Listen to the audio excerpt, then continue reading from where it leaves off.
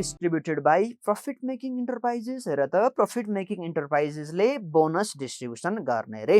अनि सेक्सन 1 ले के भन्यो, एभ्री प्रफिट मेकिङ इन्टरप्राइजेस, मैले अघि पनि बताएँ, एभ्री प्रफिट मेकिङ इन्टरप्राइजेसले आफ्नो इलिजिबल इम्प्लोइजहरूको लागि बोनस डिस्ट्रिब्युसन गर्ने पर्पजको लागि equivalent to 10% of the its net income, आफ्नो टोटल नेट इन्कमको एक्ज्याक्ट 10% बराबरको रकम चाहिँ इम्प्लोइको बोनसको लागि भनेर एपोर्सनमेन्ट गर्नु पर्यो र त्यति बराबरको प्रोभिजन क्रिएट गर्नु पर्यो। अब फेरि यो ऐनले how to compute net income भनेर पनि एउटा क्याल्कुलेसन गर्ने मेथोडोलोजी बताएको छ। त्यो चिज हामीले हेरौँ त। While assessing the net income of any enterprises in any one fiscal year, the following amounts shall have to be deducted from the net income assessed in pursuant to Income Tax Act. Income tax अनुसार जति बराबरको net income derive गरिन्छ त्यसमा यो रकम चाहिँ घटाउनु पर्ने भनेर यो ऐनको दफा 5 को दफा 2 ले परिकल्पना गरेको छ। र त्यो घटाउने रकम भनेको के त भन्दा bonus amount distributed excessively in pursuant to section number 11 subsection 3 as a advance bonus.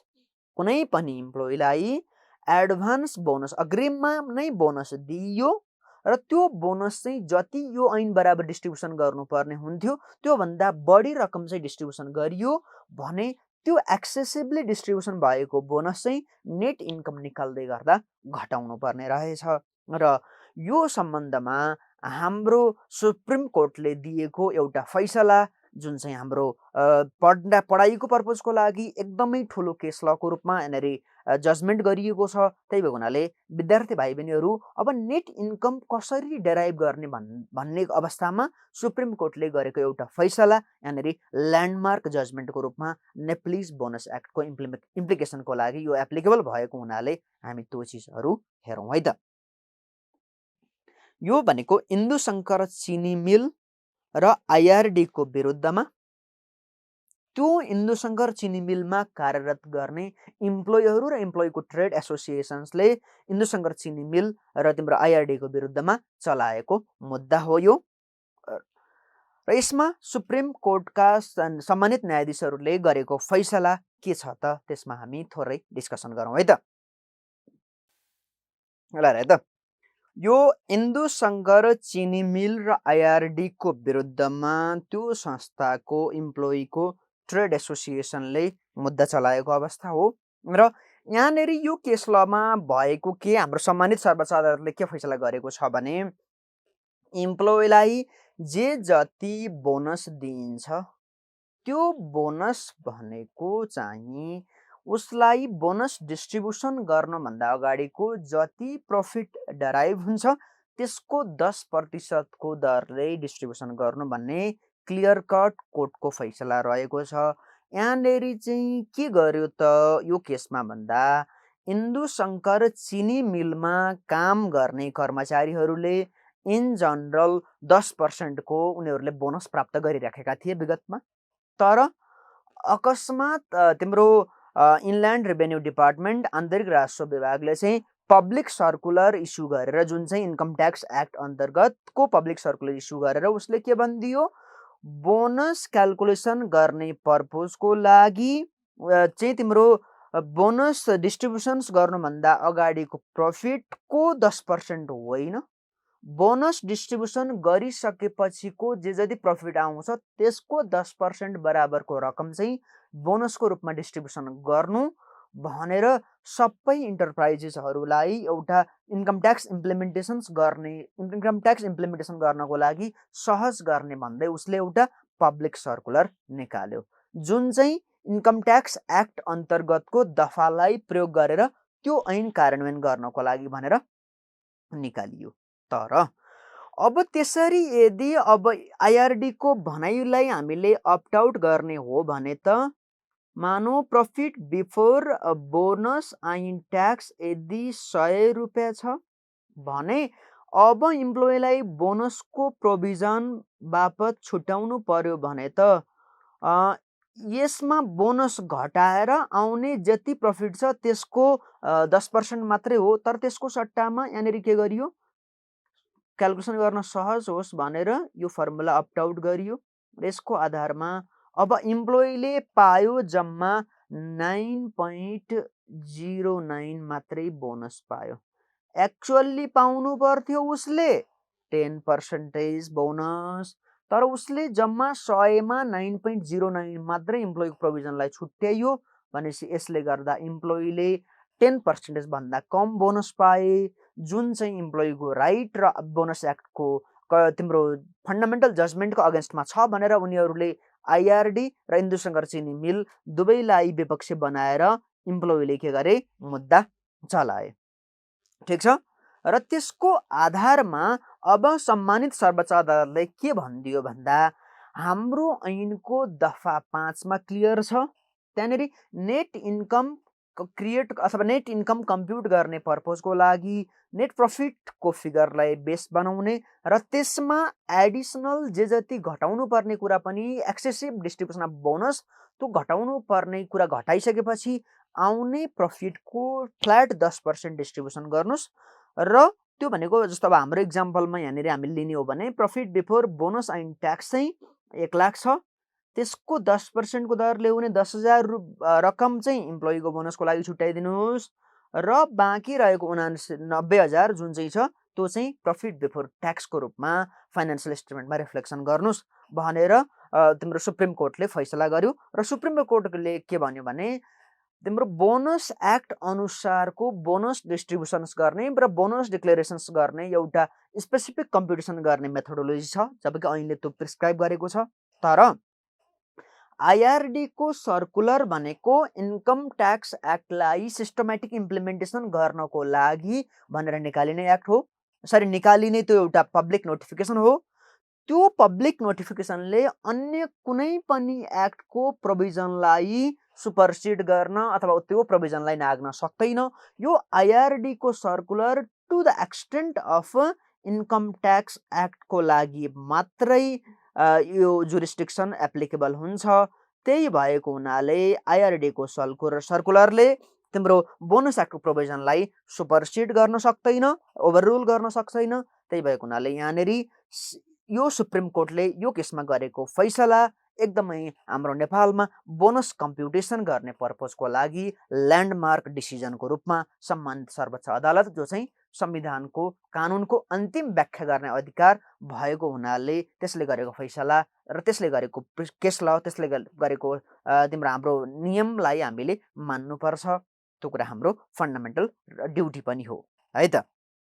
यो सिचुएसन्समा चाहिँ केस ललाई थोरै यहाँनिर सोचौँ। तुला प्रसाद सुवेदी जो चाहिँ इम्प्लोइहरूको सम्पूर्ण रिप्रेजेन्ट गरेर त्यो ट्रेड युनियनको अध्यक्ष, उनले इन्दु शङ्कर चिनी मिल र आइआरडी को विरुद्धमा मुद्दा दायर गरेको अवस्था थियो र यसमा इम्प्लोइले नै जितेको अवस्था रहेछ। त्यसै गरी मैले विद्यार्थी भाइ बहिनीहरूलाई अघि के भने गभर्मेन्ट ओन्ड इन्टरप्राइजेस छ भने त्यो केसमा चाहिँ अब हाम्रो ऐनको दफा 5 ले के भनेको छ त, दफा 5 को दफा 3 यहाँनिर हेरौँ है त। पर्सेन्टेज अफ बोनस र त्योसँग जोडिएको अन्य म्याटर्सहरू जुन चाहिँ गभर्मेन्ट ओन्ड इन्टरप्राइजेसले डिटरमाइन गर्नेछ त्यसको लागि चाहिँ नेपाल सरकारले तोके बमोजिम हुनेछ भनिएको छ। गभर्मेन्ट ओन्ड इन्टरप्राइजेसको केसमा कति बोनस डिस्ट्रिब्युसन गर्ने अथवा कति एलोकेसन गर्ने त्यसको सम्पूर्ण प्रोभिजन तोक्ने अधिकार चाहिँ नेपाल सरकारलाई र त्यो पार्टिकुलर गभर्मेन्ट ओन्ड इन्टरप्राइजेसलाई रहेको छ भनेर ऐनको दफा 5 को दफा 3 ले एक्सप्लिसिटली बताएको छ। त्यसै गरी ऐनको उपदफा 3 को खण्ड क मा के भनिएको छ त भन्दा उपदफा 1 मा जेसुकै भनोस् प्रफिट मेकिङ इन्टरप्राइजेसले 10% आफ्नो नेट इन्कमको एलोकेसन गर्नुपर्छ भनेको थियो, त्यसमा जेसुकै भनोस् यो प्रोभिजन सुपरसिडिङ प्रोभिजन रहेछ। Any government owned enterprises established for the development of any sector without objective of profit making shall not distribute bonus। हेर त जुन कुरा हामीले अघि भर्खरै एउटा फ्लो चार्ट मार्फत कभरेज गरेका थियौं नि भाइ बहिनी, त्यो चीज तिमीहरूले बिर्सनु भएन। जस्तो यो फ्लो चार्टमा हेर त गभर्मेन्ट ओन्ड इन्टरप्राइजेस उसको अब्जेक्टिभ प्रफिट मेकिङ हो कि होइन, होइन भने बोनस एलोकेसन गर्नु पर्दैन भनेर मैले भनेको थिएँ। यदि प्रॉफिट मेकिङ अब्जेक्टिभ हो मोनोपोली एरियामा अपरेट गर्छ भने आफ्नो नेट प्रॉफिटको 1% एलोकेसन गर्ने, होइन नन मोनोपोली एरियामा हो भने आफ्नो नेट प्रॉफिटको 5% एलोकेसन गर्नुपर्ने रहेछ र बोनस डिस्ट्रिब्युसन गर्नुभन्दा पहिला त्यस्ता गभर्नमेन्ट ओन्ड इन्टरप्राइजेसहरूले सर्टेन कन्डिसन्सहरू कम्प्लाई गर्नुपर्छ अनि मात्रै उसले बोनस डिस्ट्रिब्युसन गर्न सक्छ, नत्र बोनस एलोकेसन गरेर मात्रै हुँदैन। त्यो फ्लो चार्टले हामीले सिकेको कुरा हो।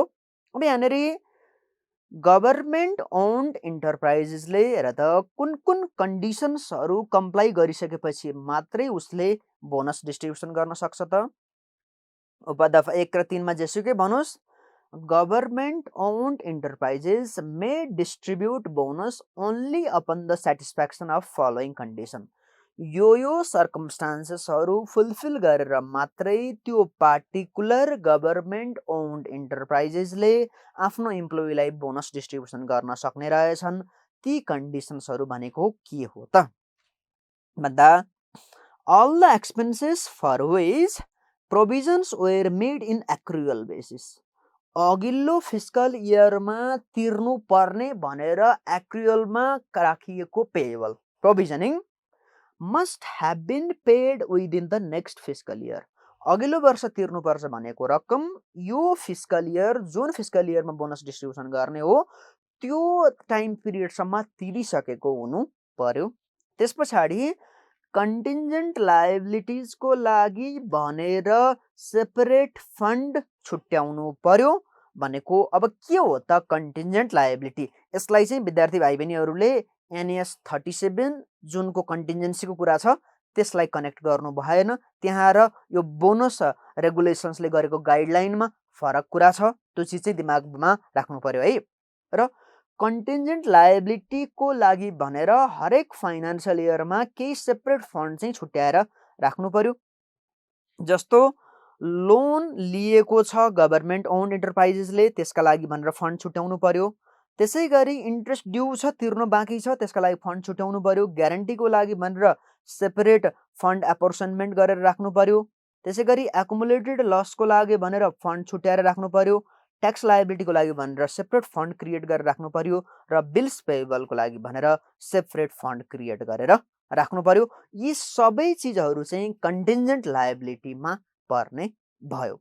र अर्को कन्डिसन्स भनेको any loan obtained from the government of Nepal, Nepal सरकारबाट प्राप्त गरिएको लोन अथवा नेपाल सरकारले ग्यारेन्टी दिएर प्राप्त गरिएको लोन, त्यो लोनलाई चाहिँ गभर्नमेन्ट ओन्ड इन्टरप्राइजेसले जुन लोन डिड छ, लोन कर्जा तम्सुक छ, त्यसको आधारमा तिर्नुपर्ने टाइम पिरियडको कन्डिसन्स अनुसार चाहिँ उसले लोन्स एन्ड एडभान्सेसलाई सेटलमेन्ट गरेको हुनु पर्यो।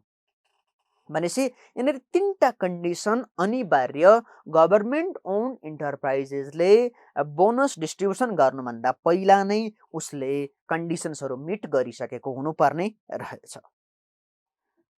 अब त्यो बोनस डिस्ट्रिब्युसन गर्नको लागि कुन कुन टर्म्स एन्ड कन्डिसन्सहरू यहाँनिर फुलफिल हुने भन्दा, अघिल्लो इन्कम इयरमा जे जति एक्रुअल बेसिसमा तिम्रो पेएबल भनेर देखाइयो त्यो चाहिँ यो ऐन अनुसार तिम्रो नेक्स्ट फिस्कल इयरमा चाहिँ डिपोजिट गरेको अथवा सरी पे गरेको हुनु पर्यो।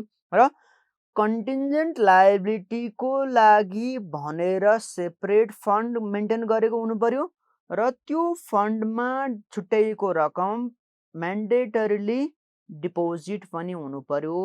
भनेपछि अब त्यो कन्टिन्जेन्ट लायबिलिटी भनेको के, लोन लिएको छ, इन्ट्रेस्ट ड्यू छ, ग्यारेन्टी छ, एकुमुलेटेड लसेस छ, ट्याक्स लायबिलिटी छ, बिल्स पेएबल छ, यस्ता विभिन्न सिचुएसन्स विभिन्न लायबिलिटीहरू जुन चाहिँ छ कन्टिन्जेन्ट लायबिलिटी, त्यसको लागि भनेर सेपरेट फन्ड क्रिएट गर्नु पर्यो, प्रफिटबाट छुट्याउनु पर्यो। त्यस पछाडि प्रफिटबाट छुट्याएर तिम्रो यो रकम बराबरको फन्ड नभए फन्डकोमा रकम जम्मा नभएसम्म बोनस डिस्ट्रिब्युसन गर्न पाइँदैन। जस्तो मानौ गभर्नमेन्ट ओन्ड इन्टरप्राइजेस लसमा छ तर यो वर्ष प्रफिट भयो भने त्यो एकुमुलेटेड लस बराबरको रकम चाहिँ पहिला सेपरेट फन्डमा छुट्याउनु पर्यो, त्यस बराबरको एडिसनल प्रोभिजन क्रिएट गर्नु पर्यो अनि मात्रै बल्ल बोनस डिस्ट्रिब्युसन गर्न पाइयो, नत्र त्यतिकै हावातालमा बोनस डिस्ट्रिब्युसन गर्न पाइएन। यो चाहिँ अलिकति टाइट गर्न खोजिएको हो तिम्रो गभर्मेन्ट ओन्ड इन्टरप्राइजेसलाई है त। यो चाहिँ तिम्रो नोबेल ब्याङ्क सरी नेपाल ब्याङ्क लिमिटेडको लागि यस्तै यस्तै किसिमको मुद्दा परेको थियो, जुन चाहिँ 2073 सालमा यही कुरालाई चाहिँ समेट्नको लागि भनेर लेबर रेगुलेसन्समा तिम्रो अलिकति टाइट प्रोभिजन्सहरू टाइट कन्डिसन्सहरू चाहिँ यहाँनिर राखिएको छ है त। अर्को भनेको चाहिँ गभर्मेन्ट अफ नेपालबाट लोन लियो अथवा नेपाल सरकार जमानत बसेर उसैले ग्यारेन्टी दिएर तिम्रो कुनै पनि गभर्मेन्ट ओन्ड इन्टरप्राइजेसहरूले लोन लिन्छ भने लोन तमसुक जुन कर्जा तमसुक छ त्यसको आधारमा लोन तिरेको छ तिर्नु पर्दछ, यदि तिरेको छैन भने बोनस डिस्ट्रिब्युसन गर्न पाइएन। यो त भयो गभर्मेन्ट ओन्ड इन्टरप्राइजेस र इन्टरप्राइजेसहरूले कति बराबरको बोनस एलोकेसन गर्ने भन्ने प्रावधान। अबको लागि एक दुईवटा क्वेसन्समा म भाइ बहिनीहरूलाई लिएर जान्छु, जसमा हेर त आरक्यू अथवा आरक्यू1 मा can a entity failing to repay loan instalment distribute bonus from the profit earned. अब प्रफिट अर्न गरेको छ तर उसले लोन इन्स्टलमेन्ट अनुसार तिर्न सकेको छैन, के उसले बोनस डिस्ट्रिब्युसन गर्न सक्छ? सक्दैन। त्यसका लागि त हामीले अघि भर्खरै गभर्मेन्ट ओन्ड इन्टरप्राइजेसको केसमा दफा 5 त्यसको उपदफा 3 खण्ड ख अथवा खण्ड बी अनुसार चाहिँ हामीले यहाँनिर के गर्यौँ, थर्ड कन्डिसन्स मिट नभएको अवस्था भएको कारणले गर्दा हामीले त्यो सिचुएसन्समा गभर्मेन्ट ओन्ड इन्टरप्राइजेसले बोनस डिस्ट्रिब्युसन गर्न सक्दैन भन्ने कुरा हामीले गरेका थियौँ, त्यही कुरा यहाँ रेफरेन्समा दिइयो। अर्को हेर त Sindhu energy limited a profit making enterprises owned by government of Nepal. यो क्वेसन्सको ट्विस्ट यहाँनिर नै सुरु भइसक्यो, हामीले बुझ्नु पर्यो। Sindhu energy limited public company हो तर यो गभर्मेन्ट ओन्ड इन्टरप्राइजेस रहेछ र यो हुने बित्तिकै तिम्रो दिमागमा अब गभर्मेन्ट ओन्ड इन्टरप्राइजेस त हो, अब दिमागमा कुरा खेल्नु पर्यो, यो प्रफिट मेकिङ अब्जेक्टिभ भएको हो कि होइन, होइन भने त बोनस डिस्ट्रिब्युसन गर्ने कुरा त परेको कुरा, एलोकेसन पनि गर्नु परेन। होइन प्रफिट मेकिङ अब्जेक्टिभ छ भने कुन चाहिँ एरियामा हुने गरी हो इस्टाब्लिस भएको हो, मोनोपोली हो कि नन मोनोपोली हो, दिमागमा त्यो कुराहरू आउनु पर्यो है। have obtained loan from government of Nepal amounting to rupees 3 अर्ब in fiscal year 2072-73। आर्थिक वर्ष 2072-73 मा उसले नेपाल सरकारबाट 3 अर्ब बराबरको लोन लिएको रहेछ। As per the loan agreement company is required to pay installment amounting to rupees 30 crores every year starting from the year 2075-76 as per the repayment schedule।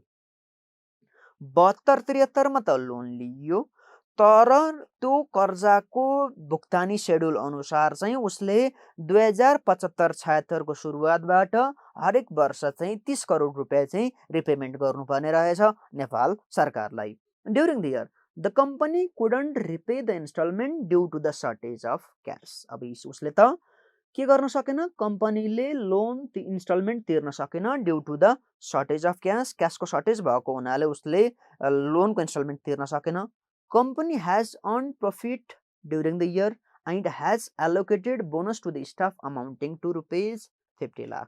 यो वर्ष प्रफिट अर्न गर्यो र आफ्नो स्टाफलाई 50 लाख बराबरको बोनस तिम्रो डिक्लेरेसन्स गर्यो, भनेको त्यसको लागि छुट्याएर राख्यो, एलोकेसन गर्यो, त्यो त पाइयो, एलोकेसन गर्न त पाइयो। तर यहाँनिर क्वेसन्सको के बिचमा के ट्विस्ट भइसक्यो भने गभर्मेन्टबाट लोन लिएको तर लोनको टर्म्स एन्ड कन्डिसन्स अनुसार लोनको तमसुक अनुसार चाहिँ उसले लोन चुक्ता गर्न सकेन।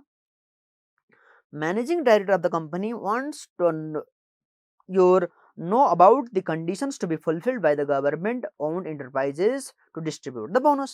भनेपछि तिमीलाई अब म्यानेजिङ डाइरेक्टरले के सोधे भन्दा कुन कुन कन्डिसन चाहिँ फुलफिल गर्नुपर्छ बोनस डिस्ट्रिब्युसन गर्नुभन्दा पहिला। भनेपछि बोनस डिस्ट्रिब्युसन गर्नुभन्दा पहिलाको गभर्मेन्ट ओन्ड इन्टरप्राइजेसले फुलफिल गर्ने कन्डिसन्स तिमीले लेख्नु पर्यो। त्यसको इन एडिसन यो सिचुएसनमा लोनको टर्म्स एन्ड कन्डिसन फुलफिल नभएको हुनाले सिन्धु इन्टरप्राइज लिमिटेडले बोनस डिस्ट्रिब्युसन गर्न सक्दैन भनेर भन्नु पर्यो है त। यो त भयो गभर्मेन्ट ओन्ड इन्टरप्राइज केसमा। त्यसै गरी अब अर्को क्वेसन हेरौँ त, can a profit making entity distribute bonus without writing off accumulated loss भनेपछि प्रफिट मेकिङ एन्टिटी भनेको त गभर्नमेन्ट ओन इन्टरप्राइजेसलाई भन्न खोज्या होला कि इन्टरप्राइजेसलाई भन्न खोज्या होला कि भनेपछि यो केसमा क्वेसन साइलेन्ट छ। त्यही भएको हुनाले क्वेसन्समा अनलेस अदरवाइज प्रोभाइडेड हामीले के मान्नु पर्यो भने त्यो एन्टिटी भनेको इन्टरप्राइजेस हो भनेर हामीले एजम्सन गर। यो मेरो सल्लाह हो, होइन केही पनि छैन भने तिमीले एज पर ओन जजमेन्ट तिमीले गभर्नमेन्ट ओन इन्टरप्राइजेस पनि मान्न सक्छौ, इन्टरप्राइज पनि मान्न सक्छौ, तर एडिक्वेट तिम्रो एजम्सन हुनु पर्यो। यहाँनिर क्वेसन्सले के भन्यो, can profit making enterprises entity distribute bonus without writing off accumulated losses. Accumulated loss write off नगरिकन उसले बोनस डिस्ट्रिब्युसन गर्न सक्छ कि सक्दैन? अब के हो त त्यो कुरा हेरौँ है त। Distribution of the bonus section number 5 अनुसार गभर्नमेन्ट ओन्ड इन्टरप्राइजेसको केसमा चाहिँ तिम्रो एकुमुलेटेड लस भनेको कन्टिन्जेन्ट लायबिलिटीमा पर्यो र त्यो एकुमुलेटेड लस बराबरको रकमलाई प्रफिटबाट एपोर्सनमेन्ट गरेर सेपरेट फन्डमा त्यो त्यति लस बराबरको रकम डिपोजिट नगरेसम्म डिस्ट्रिब्युसन गर्न पाइएन।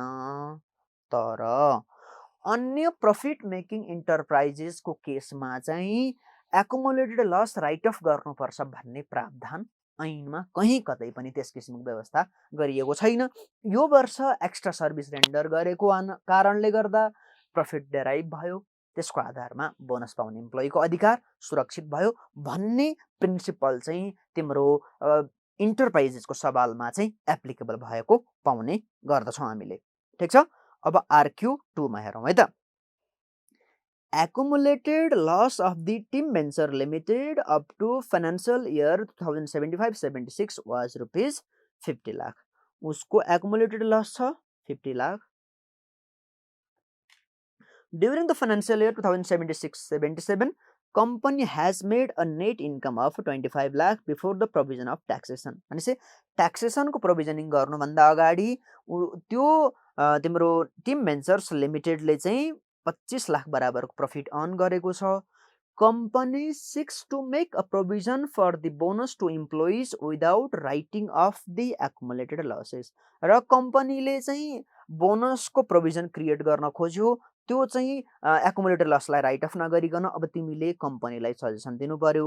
भनेपछि एजुमिङ गरौँ टिम भेन्चर्स लिमिटेड भनेको गभर्नमेन्ट ओन्ड इन्टरप्राइजेस होइन, त्यो इन्टरप्राइजेस हो। भनेपछि इम्प्लोइको बोनस डिस्ट्रिब्युसन गर्ने कुरा, डिक्लेरेसन्स गर्ने कुरा, त्यसको प्रोभिजन ऐनको दफा 5 ले बताएको छ नेट इन्कमको 10% एलोकेसन गर्ने। तर दफा 11 को 3 बमोजिम एक्सेस डिस्ट्रिब्युसन भएको बोनसलाई चाहिँ हामीले घटाउन पाउँछौँ, जुन चाहिँ नेट इन्कममा एडजस्टेबल हुन्छ। तर यहाँनिर एकुमुलेटेड लसलाई घटाउनु पर्छ भन्ने कुरा यो बोनस ऐनको कहीँ कतै पनि यसको परिकल्पना गरिएको छैन। त्यही भएको हुनाले bonus shall be allocated taking into the considerations the income of the individual financial year. मैले अघि पनि बताएँ, इन्डिभिजुअल फाइनेन्सियल इयरको पर्फर्मेन्सको आधारमा इम्प्लोइलाई रिवार्डिङ मेकानिजम अन्तर्गत दिने हो। Net income of the one fiscal year is not required to be merge with net income or loss of the another fiscal year. एउटा fiscal इयरको इन्कमलाई लसलाई अर्को फिस्कल इयरको इन्कम अथवा लससँग मर्ज गर्नु भएन। Hence Tim Ventures Limited shall make the provisions for employee bonus amount equivalent to the 10% of the net income, the contents of the company to make provisions for the bonus to employees without writing of the loss is correct. भनेपछि त्यो particular इन्टरप्राइजेसको म्यानेजमेन्टले loss एकुमुलेसन्स भए तापनि bonus डिक्लेरेसन्स गर्ने कुरा जुन गर्यो त्यो चाहिँ विधि सम्मत छ, त्यो चाहिँ कानुन सम्मत छ। तर यही सिचुएसनमा तिम्रो गभर्नमेन्ट ओन्ड इन्टरप्राइजेस भएको भए तिम्रो आन्सर थोरै फरक पर्थ्यो है त। र यही सिचुएसन्सलाई हामीले क्यारी फरवर्ड गर्दै अबको पाटोमा हामी थोरै अगाडि बढ्नुपर्छ र त्यो थोरै अघि बढ्ने सिरिजमा कस्ता कस्ता इम्प्लोइले बोनस प्राप्त गर्नको लागि इलिजिबल हुन्छन् भन्ने कुरा चाहिँ हामीले अबको सेगमेन्टमा अध्ययन गर्छौँ। त्यो कुरालाई ऐनको दफा 6 ले परिकल्पना गरेको अवस्था रहेको छ विद्यार्थी भाइ बहिनीहरू। Hey guys, we hope this video was useful for you.